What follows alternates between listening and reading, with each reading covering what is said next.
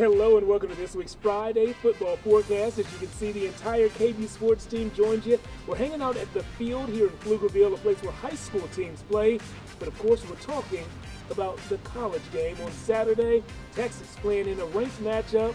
They are hosting Kansas, both teams undefeated. And this one could get a little tricky if it's anything like the last time Kansas played at Texas. Corey, we're going to chat with you in a second, but Tyler, you were on the sidelines in that game 2 years ago. What do you remember about the last time the Jayhawks came to town?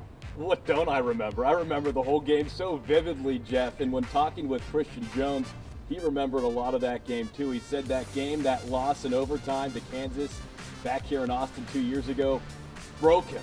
He was physically and emotionally in pain talking about it earlier this week. I think that kind of emotion will lead to a big game by Texas on Saturday. And then talking with Steve Sarkisian, he said on Monday, some storms come to clear the path, and I really think that loss 2 years ago, shocking loss at home to Kansas in overtime, created the type of program that Steve Sarkisian has been able to build here in year 3 in Austin.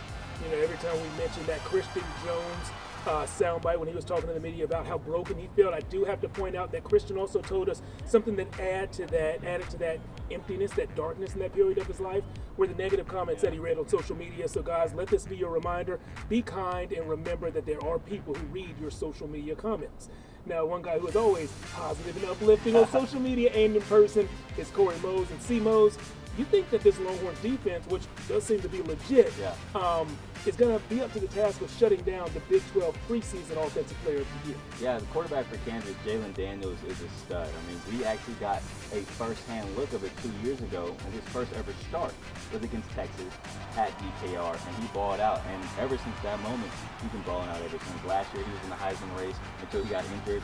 This year, he's led Kansas to the second straight 4-0 start, and his stats prove it and back it up. I mean, he had a 75% completion percentage, only throwing 1 interception so far this year. Compared to that Texas defense, you talked about them. They're going to have to kind of match up against a guy like that, and they're only giving up 55% when it comes to completion percentage, and they've gotten 6 interceptions so far this year. Can't wait to see third downs happen. The Jayhawks lead the country in offensive third down percentage. Texas, top 20 in the country in defensive third down percentage. Rock, hard place, you guys are meeting each other Saturday inside of DKR.